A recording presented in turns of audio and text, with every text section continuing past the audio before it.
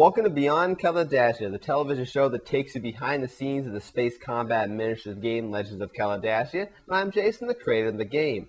And behind me here on my computer screen is our main topic. It's a chart here showing how I keep things separate in terms of unit hierarchy and how to keep from producing cheap, crappy, stupid units. But I'll get to that more in just a little bit. First, I got a few news items to go over. So the first news item is that I ordered the 2014 Surikari Frigate Upgrade Kit. That's a huge, long name and very difficult to say. What this kit is going to let you do is that, one, it's going to add more detail to the current frigate hull, going to add another layer of armor at the top and make it look a little bit cooler, and some cooling fins. But you're also going to be able to build the Surikari Frigate Missile Boat, as well as the Surikari Anti-Missile Frigate. So it's going to let you finally round out the Surikari Frigate variations in terms of having the figures. This figure will be available as standalone. It's going to be eventually integrated in the standalone frigate kit, which I'm going to bring back online here in a little bit. And it's also going to be included as part of the Surikari Combat Force box sets. I actually haven't talked about this stuff yet on the show, these specific pieces, say that right? But in a near episode, possibly even the next one, I'll go into details, kind of my line of thinking about the 3D printing in terms of how it's going to start affecting the tabletop game market.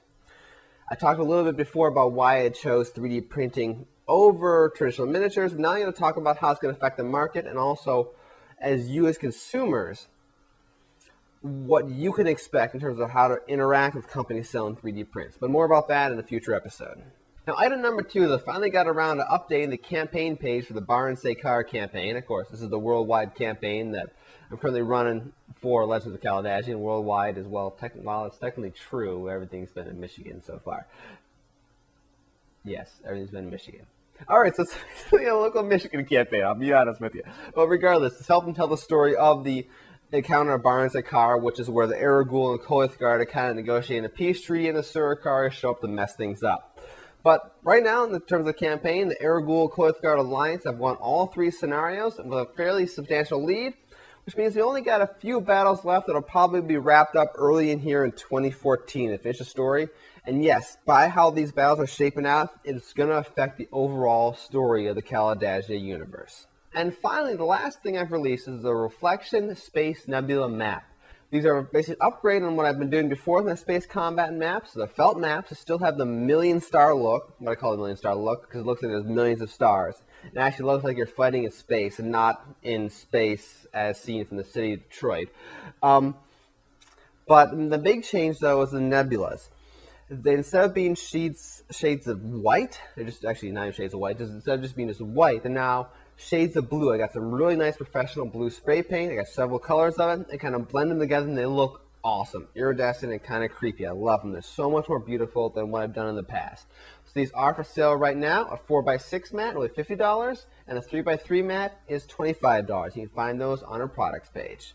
So now it's time to move on to our main topic, which is essentially how do you stop from creating kind of useless, crappy units for your game.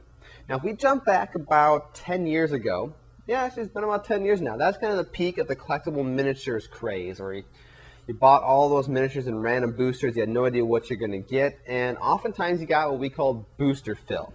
They were units whose stats were just so bad for their point cost, there was absolutely no good, sane reason why you would use them, because you often had another figure which had either similar or slightly better point cost, which were just a much better, higher stats, much more well-suited to playing the game.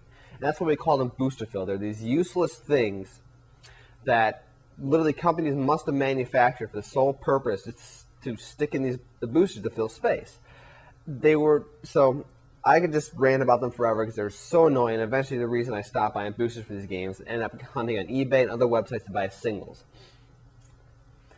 Now, when it comes to non-collectible games, companies are generally much better about not producing units that kind of fill the same role, and so you have one good unit and one cheap crap unit. It still happens, but it happens a lot less. And of course, as a game manufacturer, it's important for your game that does not happen, because see, with a non-collectible miniatures game, people choose what they want to buy. And if you have a unit over here which is just absolute garbage, no one's going to buy it, and you're going to lose money, and it's just not going to be good. So how do you go about this whole process of not having overlapping units? That's where this chart I keep referencing behind me comes in. So across the top of the chart, I've got the different roles that my warships in Kalidasia can play. You have attack, which usually are the mainline ships that just fly in and start blowing up the enemy. You have support ships, which usually either are there not as a primary attack role. They either support the entire fleet as a whole, like the missile boats do, or the sinking missile destroyer, or they provide some other way to help an individual ship and some to make them better. So that's the support ships. Flankers, those are fast-moving ships whose goal is to get behind the enemy fleet. They're often a little bit more lightly armored compared to similar point value ships, so that's why they rely on being behind the enemy to survive. The disruptors are ships whose goal is to just mess with the enemy fleet, break up their formations, and just completely destroy what the enemy's battle plan is trying to be. And finally, we have specialized. Specialized are ships that don't fit quite into any of the first 4 categories.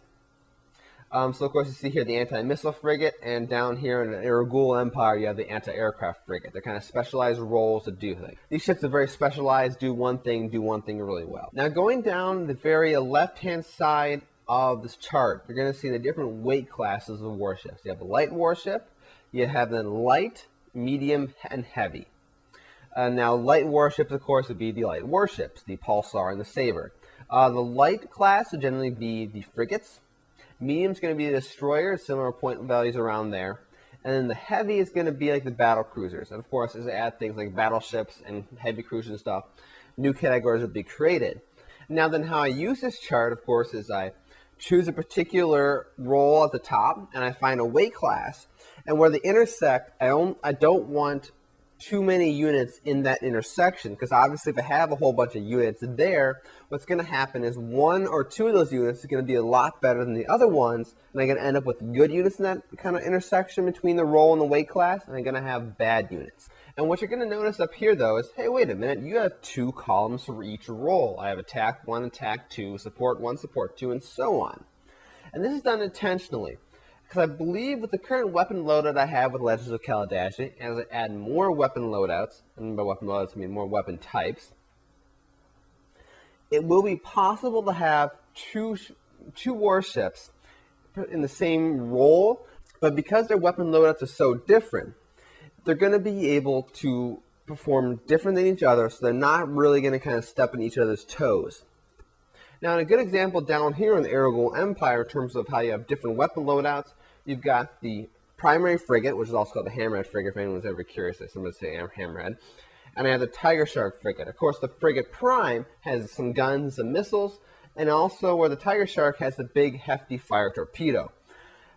So those 2 things are a little bit different weapon roles, and even the frigate prime also can work a little bit of a support role. So depending on how you use the frigate prime and how many of them, it kind of also can be both attack role and a support role. So that's why this is a good example of how I can have 2 ships the same weight class, but still be the same roles, because they're different enough and you use them just a little bit different to make you want to choose one over the other depending on how you want to play the game, and not necessarily because one is worth more points than the other. Just to finish up here, of course, so I've got my roles at the top, I got my little weight classes, and as long as I don't have too many units at any given intersection point, I should do a pretty good job of avoiding the problem of useless units. Of course, some people try to argue, well, the battle cruiser is more point costed than the destroyer, and one destroyer is better or less efficient than 2 frigates or whatever it may be. But at the end of the day, I have the different weight classes because people will pick different weight classes based on how they want to play the fleets. A battlecruiser plays different than a frigate and a destroyer, and of course 3 frigates can play a lot different than a single battlecruiser. They have their advantages and disadvantages, and how you play them is going to how you determine victory.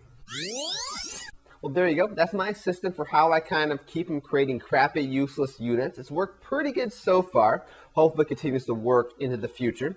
If you have any questions or comments for me, you can send them over to kalidasiagames@gmail.com. It goes right to my phone, which is somewhere over there at the moment. And I can get back to you on whatever your question is, or if you wish, I can answer it on a future episode of the show. And also, of course, if you want to buy any of the Kalidasia products or try the game out, head over to kalidasia.com. Everything I make is available for sale there.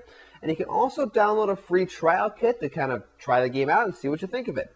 So with that, thanks for watching. I'm Jason, and have a good night.